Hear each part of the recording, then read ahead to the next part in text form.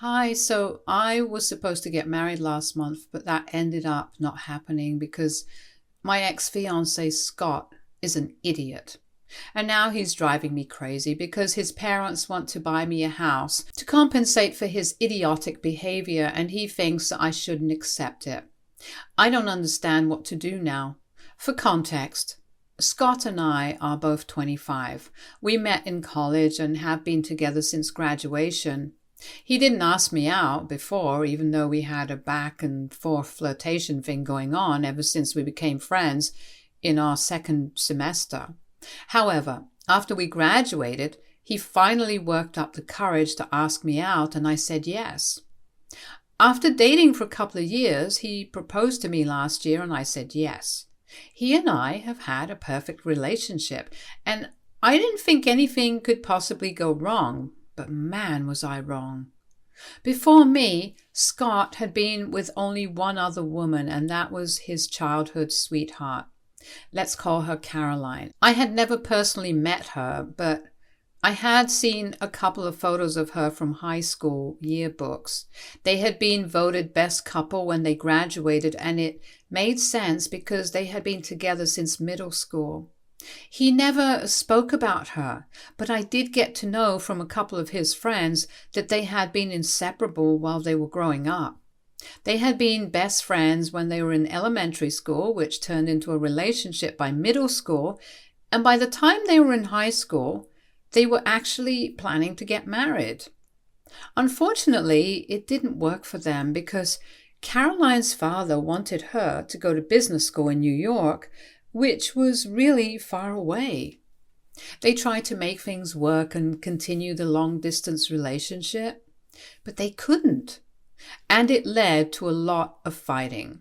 So they broke up a few months after college started. I didn't know about any of this until much later because Scott introduced me to his school friends after we had already been together for 3 months. I did find it weird that he hadn't mentioned anything about Caroline when we first started dating because it felt like a pretty significant thing to skip telling me since they had been together for so long and even had plans to get married after college. Also, the fact that they had broken up in the first year of college, and by then Scott and I were already friends and did have a bit of a cute little flirtatious thing going on. I had no idea he was struggling with a breakup at the time. Even after we started dating, he didn't tell me anything about Caroline. And since he had deleted all photos of her from his social media, I couldn't find out about her myself either while I was stalking him before we started dating. I don't think his school friends would have mentioned Caroline either, but one of them slipped up. The day I learned about her had also been the day of our first big fight as a couple, so I remember it quite clearly, obviously. It had been his birthday and he had invited all his school friends over so he could introduce me to them and we could have dinner together. I had already met his family, and since we were in college together, I knew that group of friends as well. These were the only people who didn't know me, so we hosted a special dinner on the day of his birthday for them to get to know me. But it was actually I who got to know Scott better that day. While we had been talking after dinner, Scott left the room to attend a call from a relative since his friends were making a lot of noise to mess with him, like guys do. Once he was outside, one of his friends mentioned that he was pleased to see that he and I were so happy together because he genuinely hadn't expected Scott to ever be able to move on from Caroline.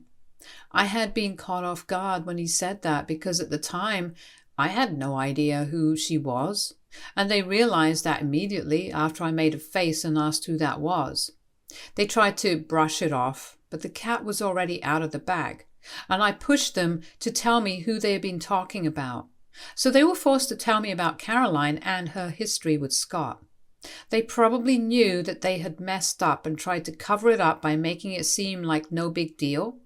But as soon as I heard that Caroline and Scott had been together since middle school and had plans to go to college together, I knew that this was a big deal and I had to confront Scott about it after his friends left. Everyone had sobered up by the time Scott came back to the room and cleared out quickly afterwards. Once everyone was gone, I decided to bring Caroline up and ask Scott why was this the first that I heard about her, because it seemed to me like he was trying to cover up a very important part of his life and hide it from me. I could tell at the time that he was very uncomfortable talking about this because he kept saying that it was no big deal and tried to downplay the significance of that relationship. He tried to convince me that Caroline had meant nothing to him and that it had just been a stupid high school relationship which he had completely moved on from. But I didn't buy it because I was hurt that he hadn't told me anything about this woman. I insisted that he tell me everything because it was important for me to know, but he didn't think that Caroline had anything to do with our relationship and refused to talk about her. When I kept pushing him, he snapped at me and told me to mind my own business. So that led to our first big fight, and I ended up spending the night at a friend's place because he had been simply horrible that day. He had told me that it wasn't his job to make me feel less insecure, especially when it came to a past relationship that he didn't even want to discuss. He completely glossed over the fact that he had kept this a secret from me for no real reason.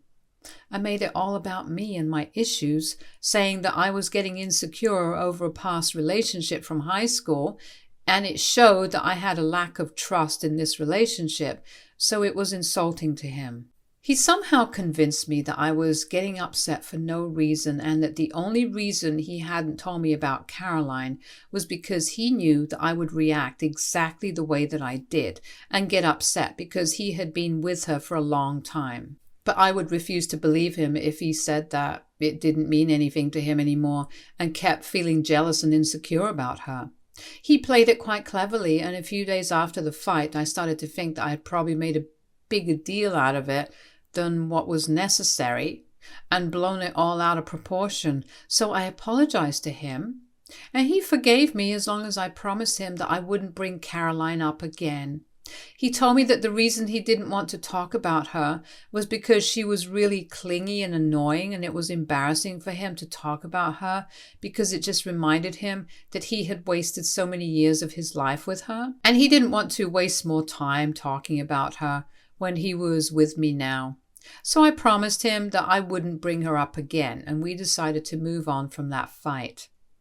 I did meet his school friends several times after that, and Caroline only ever came up once because I guess he had probably instructed them all not to talk about her around me ever again. The last time that I heard about her was just a couple of weeks after the fight, and I had run into the friend who had mentioned Caroline the first time that we met at the grocery store. He told me that Scott had told them about the fight that we had, and he felt like he needed to apologize for it because it wasn't his place to say anything about his relationships, past or present, and he felt bad for causing a fight between us. He told me that I had nothing to worry about, especially if it was about Caroline. Irrespective of the length of their relationship, he had never seen Scott as happy with her as he had been with me. He probably said it in order to do damage control, but I bought it. And it made me feel really happy because this meant that whatever Scott had said about him, having completely moved on from Caroline, was true. And the reason he was so secretive when it came to her was actually because of what he had stated and not because he was still in love with her or whatever.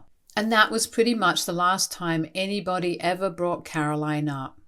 His family knew better than to talk about her around me, and his friends had learned their lesson, so I never heard about her again, and a few months later I had forgotten about that episode entirely. We went on with our lives afterwards, and things were simply great between us. We did have a few ups and downs like every other couple, but it was nothing out of the ordinary, and I didn't have any second thoughts about marrying him. But I guess I should have, because our marriage ended up not taking place because of Caroline, ironically. So I guess I should have taken her more seriously instead of being overly confident in the strength of our relationship. Things have been great, even up until the morning of the wedding, and Scott had been as happy as I had ever seen him. There was literally no way that I or anyone could have predicted what was about to happen. I had even walked down the aisle and he was about to say his vows when my bride's worst nightmare happened. Caroline came running through the entrance and demanded that we stop the ceremony and that she couldn't let this take place, especially when she knew that Scott was her soulmate. I knew what Caroline looked like. I had seen her before in the yearbook photos, and I had wished that I would never have to see her in real life because I couldn't imagine any happy circumstances that would lead to us meeting. I was in shock and I froze up there at the altar, as did Scott and everyone else who was present there. We didn't have any security measures in place because this was supposed to be a really private and intimate ceremony, and there were really not many guests who knew about this anyway. So hiring a security team didn't seem like a priority. We were also having this ceremony on Scott's uncle's property, which wasn't open to the public, and most people didn't know about it. I regretted all of that later, once I realized that the wedding wasn't going to happen. But while I was standing there at the altar, waiting for someone to say something, the only thing that I could think of was that Scott was obviously going to kick her out, and he wouldn't entertain this because in the past he had made it very clear that he didn't like her. So you guys can probably imagine how horrified I was when, instead of telling her to get out, Scott actually started talking to her about how she had managed to find us because we hadn't exactly publicized the details of our wedding. He seemed to have forgotten about the vows altogether and was just having a conversation with her while everybody looked confused. The two of them completely ignored me, and she started confessing her love to him at our wedding. She told him that she found out about the wedding because she had still been in touch with a couple of his friends from school, and they had just casually mentioned it a couple of weeks ago. She told Scott that she hadn't ever stopped loving him, but she didn't come back all those years because their breakup had been really bitter and she had been waiting for him to come around. When she heard that he had started dating me, she thought she was going to give up on him. But after she learned that we were about to get married, she realized that she couldn't let this happen because then she would regret it for the rest of her life. The only reason she had even been late to the ceremony was because of the traffic, and she had actually intended on reaching about an hour before the ceremony was about to begin and talk to him in person. But that hadn't been possible, and so she had to interrupt the wedding after it had already started. She told him that she loved him and always had, and now it was up to him if he wanted to work things out with her. But if he was sure about me, then she would leave the ceremony and we could all pretend like this never happened. This discussion had been happening right in front of me, and strangely enough, since he was actually entertaining it, nobody knew whether to kick her out or just to let them talk. When Caroline said that she would leave if Scott was sure about me, I thought that he was finally going to tell her to go away because the opportunity to do so was right there, and I was actually willing to forgive him even up until that point. But instead of saying that he was sure of me and was going to go ahead with the wedding, he started arguing with her instead of just doing the normal things. He told her that she had been unfair to him by attending a different college and breaking up with him because that had never been part of the plan, and now she was here confusing him just because she hadn't been able to make up her own mind.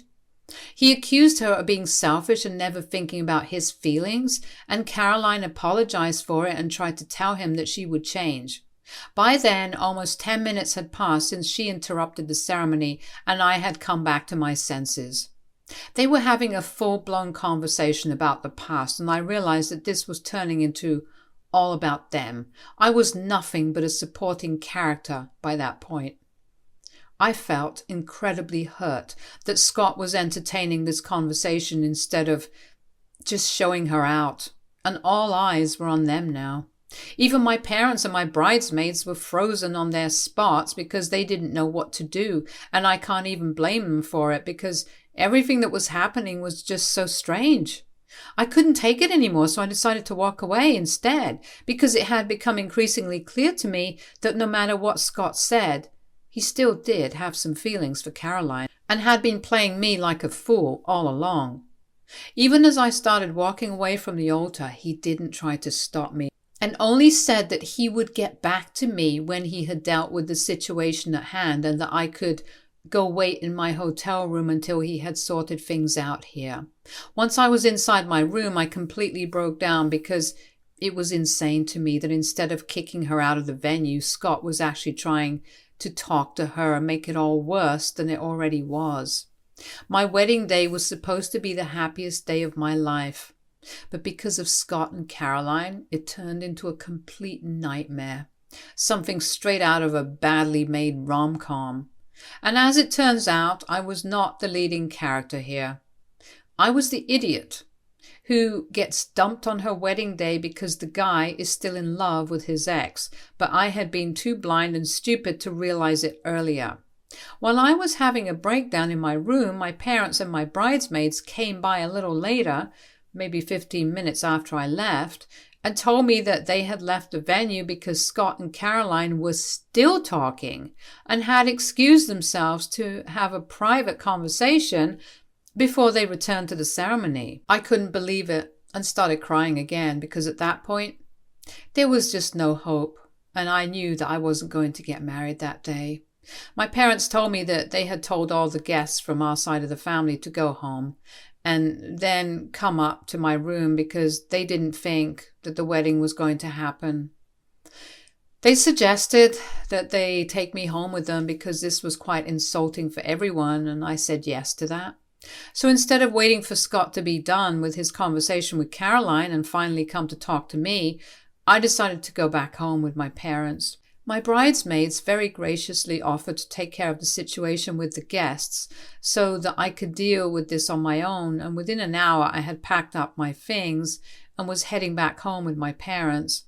I kept crying throughout the car ride while my mother tried to comfort me, but even then, some small part of me was hoping that maybe Scott would call me and ask me to come back, or he would beg me for forgiveness and then we could still get married because I refused to believe that this was happening to me right now. However, he didn't try to reach out to me until the evening, and that was only to explain to me that he had decided not to get married or to get back with Caroline, because he felt like neither of those options was suitable for him right now, and he needed to be alone for a while so he could sort out how he felt about both of us inside his own head before he came to a conclusion. So all of that had been for nothing. Eventually, in the text, he told me that he had been talking to Caroline for a really long time and they had discussed everything that had been left unsaid during their breakup. In doing so, he realized that maybe he hadn't completely moved on from her, which is why it had been so difficult for him to talk about her. But now he couldn't run away from his feelings anymore. And he didn't think that it was fair to me, so he was breaking things off with both of us until he was clear about what he felt. He mentioned that his parents were going to take care of all the expenses, so I didn't have to worry about any of it. And then he said that he was terribly sorry for whatever had happened and for ruining what was supposed to be a beautiful day. He said he hoped that I could forgive him someday, but until then he felt that we should take some time apart. When I read that text, I swear I started crying so hard that I almost threw up because I was devastated. I actually felt physically ill for the next couple of days and couldn't even go back to my house, so I had to stay with my parents while they nursed me back to health. Scott's parents handled everything and were actually pretty nice to me because they reached out to me a few days after the day of the wedding and apologized to me for what their son had done. They told me that they were really ashamed of everything that had happened and were willing to do whatever it took to make it up to me. But I couldn't ask anything of them because this wasn't their fault. They were really decent people and Scott's behavior was all about him. They had nothing to do with that. So that was it. And once the wedding vendors had been paid off, I decided to take a break and just sort of process everything that happened. Because it's not every day that you spend months planning a wedding with the man that you love only to have it ruined by his ex-girlfriend. I can joke about it now because it's been almost a month and I have been talking about this in therapy and trying to work out my feelings, but it still hurts. I have no idea what Scott had been up to because I had deactivated all my socials and blocked him from everywhere after I had replied to his text and told him that I was making it easier for him to decide between me and Caroline by removing myself from the equation, and now he didn't have to choose anymore. After sending that message, I blocked him, and he didn't try to reach out to me after that. However, a few weeks ago, his parents paid me a visit and told me that they had come into a lot of money because his dad had just been made a CEO, and that came with a significant pay raise. So now they wanted to buy me a place of my own, which they had been planning to do anyway. It was originally supposed to be a wedding gift for me and Scott, but now it was going to be a gift to me to make up for whatever had happened. I have been living with my parents ever since the day of the wedding because the house that I used to live in earlier was one that Scott and I had leased out together, and I was afraid that if I went back then I would run into him, and I didn't want that. My bridesmaids had been the ones to pack all my things and bring them back home for me a week after the day of the wedding, and they had told me that the house had been completely empty when they showed up there. So they knew that Scott hadn't been around and had left with his things before me. I had spoken to the landlord, and he had also confirmed that Scott had backed out of the arrangement, and now I was his only tenant. So I told him about whatever had happened and said that I wouldn't be coming back because it was just really difficult for me to return to our home. And I couldn't move back for practical reasons as well. The rent would be too high for me to pay by myself. So right now I have nowhere else to go, and I also know that I can't live with my parents indefinitely. And if his parents were nice enough to offer, then I don't see any reason for me to reject it. But Scott found out about this somehow and has since started hounding me from different phone numbers to try and pressure me into rejecting them because he is apparently homeless now and has been living in his car for the past few weeks. He believes that he is entitled to the house and that I should tell his parents no, so they approach him instead. He hasn't explained anything to me like how he ended up homeless and living in his car, or why he isn't on speaking terms with his parents anymore and claims that it's none of my business. But he keeps saying that I can't accept the offer because he needs a house more than me right now, and it would be really selfish of me to say yes. I really want a place of my own, and I don't think that there is anything wrong with me accepting his parents' offer. Would I be the a-hole if I let my ex-fiancé's parents buy me a house while he's homeless? Update 1.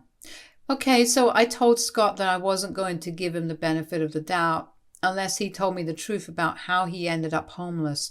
And he finally confessed to me that after the day of the wedding, he decided to resign from his job and go off for some soul searching. He didn't even wait for the 2 weeks and just took off. He ended up spending a week in the Japanese islands and blew through a lot of money. He didn't keep in touch with anyone for that 1 week, not even his parents. He had been expecting his parents to help him out by letting him live with them when he came back, but they were obviously really angry because he had disappeared without a word and hadn't even bothered to give them an explanation. But now he expected them to help him out just because he was back. So they got into a big fight, and he told them that he didn't need their help, but he soon realized that he had no place to go since he had ended his lease for our old place and he couldn't count on his parents. He could get a new apartment, but that would take some time, and he didn't have a stable income right now, so he also had to look for jobs. He couldn't live with any of his friends either because he had fought with them as well after the day of the wedding for being loose-lipped around Caroline and telling her about the details of the wedding, and none of them were talking to him anymore. So he had no one at the moment, but thankfully he heard about his father's offer to me from his father's realtor. That guy didn't know about the wedding falling through and had contacted him to ask what kind of house he was looking for because he had assumed that when Scott's father told him to start preparing a list of potential properties, he was probably referring to the wedding gift that they had discussed earlier. And so he had reached out to Scott, which is how he found out that his father was buying a house. And he knew that it was for me because his father had told his realtor to look for places near my workplace. It was actually quite impressive because it must have taken him a lot of detective work to come to that conclusion. But now that I knew the truth and all my questions had been answered, I had no use for him anymore. So I disconnected the call once he was done talking and blocked that number as well.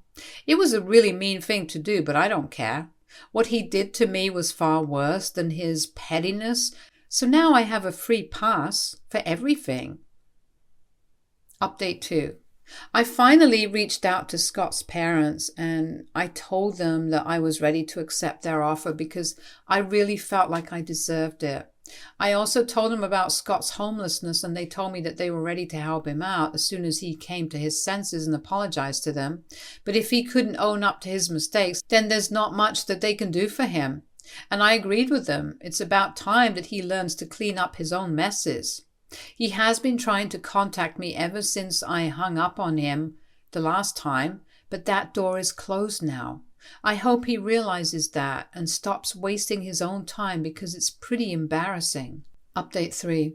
Hi, it's been a couple of weeks since the last update and I have officially moved into my new house. Scott's parents and my parents were great help and I recently even hosted a heartwarming party where everyone was invited, including my guests from the wedding because I wanted everyone to have a nice time since they had all been really gracious and helpful in the aftermath of the wedding fiasco. Everyone congratulated me because I seem to be doing a lot better than the last time they saw me, and I really am. I feel a lot better now, and as for Scott, I don't really know what he's up to. A couple of my friends told me after some online stalking that he moved in with Caroline, or at least that's what it looks like from his social media, because he is definitely living in a woman's house, that's for sure, given the feminine decor and everything. But I don't care now. It doesn't matter to me. He can live wherever he wants, as long as it's far away from me. Stay tuned for more stories from Our Girl Relationships.